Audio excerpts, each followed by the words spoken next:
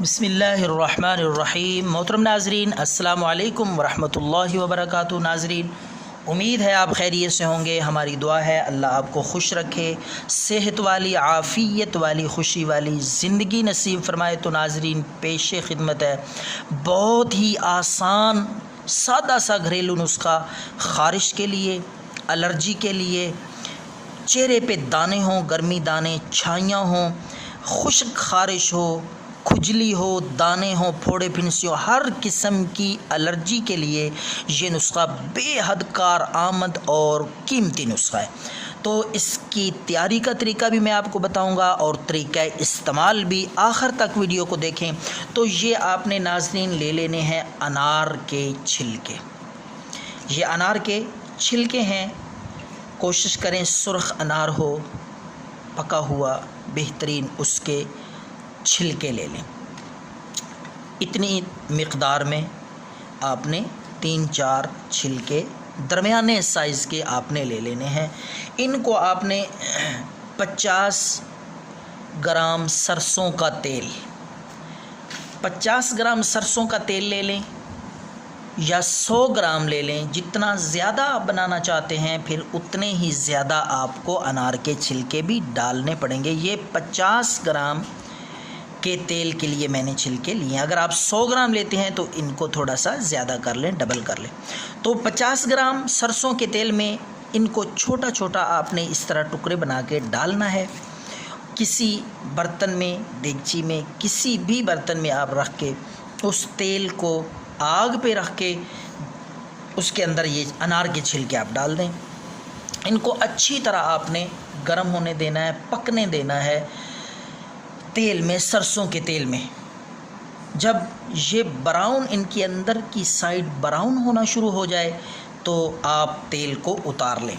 اس تیل کو آپ نے چھان لینا ہے کپڑے کے ساتھ یا کسی بھی چیز کے ساتھ، تاکہ یہ چھلکے، یہ گند وغیرہ اس سے نکل جائیں۔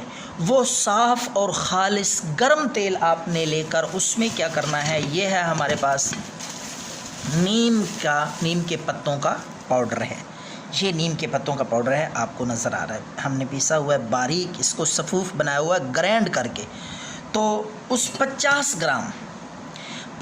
گرام سرسوں کے تیل میں جو آپ نے انار کے پتوں میں تیار کیا، اس میں آپ نے ایک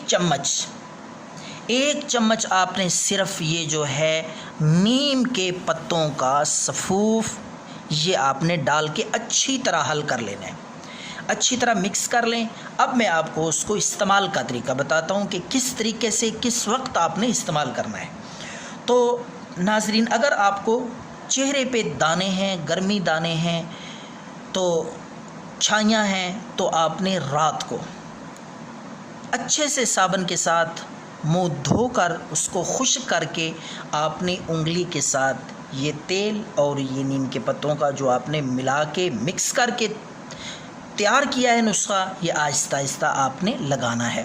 اگر آپ کو خشک خارش ہے، الرجی ہے، جسم پہ دانے ہیں، کسی بھی قسم کی پرانی سے پرانی خارش بھی ہے، تو اسی طریقے سے آپ نے رات کو سونے سے پہلے جس حصے پہ جسم کے، بدن کے آپ وہاں لگائیں۔ آہستہ آہستہ مالش نہیں کرنی، ملنا نہیں، بلکہ آرام سے انگلی کے ساتھ آہستہ آہستہ وہاں پہ آپ نے لگا لینا ہے۔ جہاں جہاں بھی پھوڑے ہیں، پھنسیاں ہیں، خارش ہے، خشک خارش ہے، تو آپ رات کو لگا کے سو جائیں۔